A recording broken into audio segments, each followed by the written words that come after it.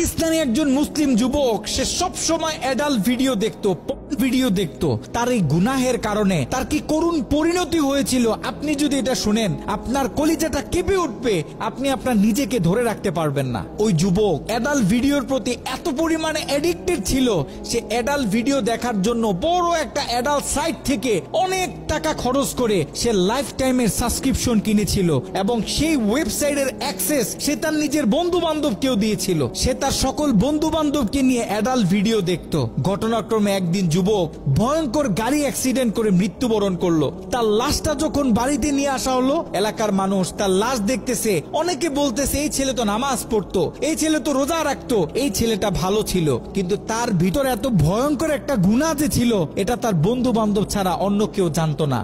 সকলে মিলে তাকে দাফন করে যখন বাড়িতে চলে আসলো, ওই ছেলের মা গভীর রাত্রে মোনাজাতে আল্লাহর কাছে দোয়া করতেছিল, আল্লাহ আমার ছেলে যদি কোনো ভুল করে থাকে তুমি আমার ছেলেকে ক্ষমা করে দাও, আমার ছেলের কোনো গুনাহের কারণে তুমি তাকে জাহান্নামে দিও না, তার কবরটাকে জান্নাতের টুকরা বানায় দাও। দোয়া করতে করতে মা এক পর্যায়ে ঘুমিয়ে পড়লো। মা যখন ঘুমিয়ে পড়লো, তিনি স্বপ্নে ভয়ঙ্কর একটা দৃশ্য দেখলেন। তিনি দেখতেছে তার ছেলের কবরে আল্লাহ পাক জাহান্নাম থেকে কিছু ফেরেশতা নিযুক্ত করলেন এবং ওই ফেরেশতাদের হাতে বড় বড় কিছু কুড়াল, যে কুড়াল দিয়ে সকল ফেরেশতারা মিলে একসাথে তার ছেলের শরীরে আঘাত করতেছে। যদি তার ছেলের হাতে আঘাত করে তাহলে হাতটা কেটে দূরে গিয়ে পড়তেছে, যদি পায়ে আঘাত করে তাহলে পাটা কেটে দূরে গিয়ে পড়তেছে। তার ছেলে ভয়ঙ্কর ভাবে চিৎকার দিতেছে। ছেলের ভয়ঙ্কর চিৎকার শুনে মায়ের ঘুম ভেঙে গেল। মা উঠে আবার তাহাজ্জুদ নামাজের জন্য প্রস্তুতি নিলেন, আল্লাহ তাআলার কাছে দোয়া করতেছেন।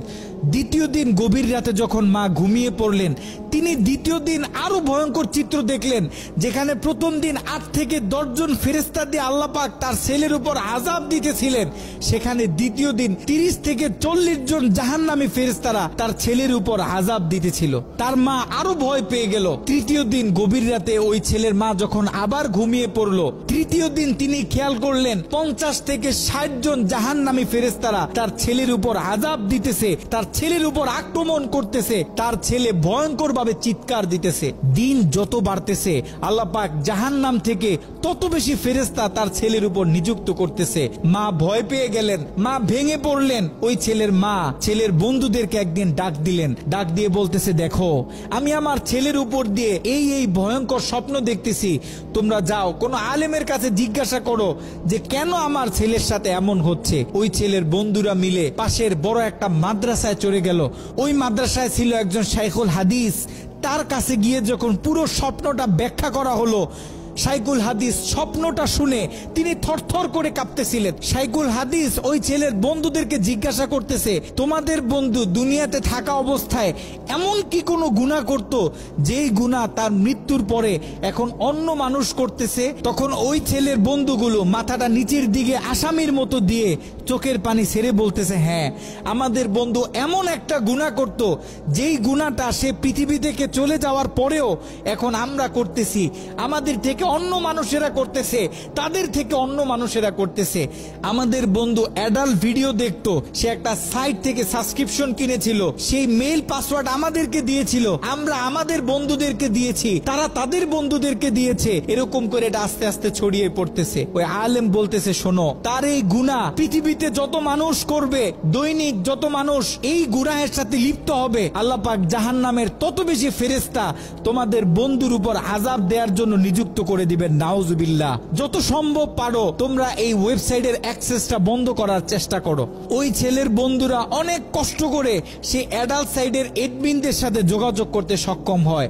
তারা সেই এডমিনদেরকে জানায় এই অ্যাকাউন্টের যে মালিক সে গত কয়েকদিন আগে মারা গেছে, আমরা চাই এই অ্যাকাউন্টটা চিরদিনের জন্য বন্ধ করে দেয়া হোক। কিন্তু সেই এডমিন প্যানেল থেকে সেই ছেলের বন্ধুদেরকে জানানো হলো যে এটা কোশ্চিন কালেও সম্ভব না, কারণ আমাদের থেকে যারা লাইফ টাইম সাবস্ক্রিপশন নেয় তারা হচ্ছে আমাদের প্রিমিয়াম কাস্টমার, আমরা তাদেরকে হাই সিকিউরিটি দিয়ে থাকি। তারা যখন আমাদের থেকে কোনো প্যাকেজ নেয়, আমাদের থেকে কোনো অ্যাকাউন্ট নেয়, আমরা তখন তাদেরকে মেইল দেই, পাসওয়ার্ড দেই এবং আমরা তাদের হাতের ফিঙ্গার নিয়ে থাকি। আপনারা হয়তোবা তার অ্যাকাউন্টের মেইল পাসওয়ার্ড দিতে পারবেন, কিন্তু তার হাতের ফিঙ্গার তো আর আপনারা দিতে পারবেন না। তার হাতের ফিঙ্গার যদি ম্যাচ না করে তাহলে আমরা এই অ্যাকাউন্ট অফ করতে পারবো না। নাউজুবিল্লাহ।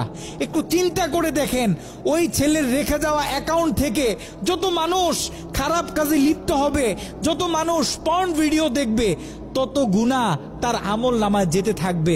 একটু ঠান্ডা মাথায় চিন্তা করেন, আপনি আর আমি আমাদের সোশ্যাল মিডিয়া অ্যাকাউন্টগুলো কিভাবে ব্যবহার করতেছি। আমরা তো আমাদের ফেসবুকে কত ছবি শেয়ার করি, কত মুভি ক্লিপ শেয়ার করে থাকি, কত গান বাজনা শেয়ার করি। আপনার আমার মৃত্যুর পরে এগুলো তো আর কেউ কাটতে পারবে না। যত লক্ষ মানুষ আপনার আমার মৃত্যুর পরে এই ভিডিও দেখবে, আপনার আমার অ্যাকাউন্টে রেখে যাওয়া ভিডিও যত মানুষ দেখবে, আপনার আমার কবরে তত কঠিন কঠিন আযাব দেয়া হবে। আপনি আর আমি জীবিত থাকা অবস্থায় যদি আমাদের ফেসবুক অ্যাকাউন্টে ইসলামিক ভিডিও শেয়ার করি, একটা কোরআনের তেলাওয়াত শেয়ার করি, একটা হাদিস শেয়ার করি, ইসলামিক কোনো ডকুমেন্টারি শেয়ার করি, তাহলে আপনার আমার মৃত্যুর পরে এই অ্যাকাউন্ট থেকে যত মানুষ এই ভিডিওগুলো দেখবে, আমরা কবর থেকে তত বেশি সওয়াব পাইতে থাকবো। এ কারণে আমরা পৃথিবীতে থাকতে যত কাজ করব, সব কাজ যেন আমরা চিন্তা ভাবনা করে তারপরে করি।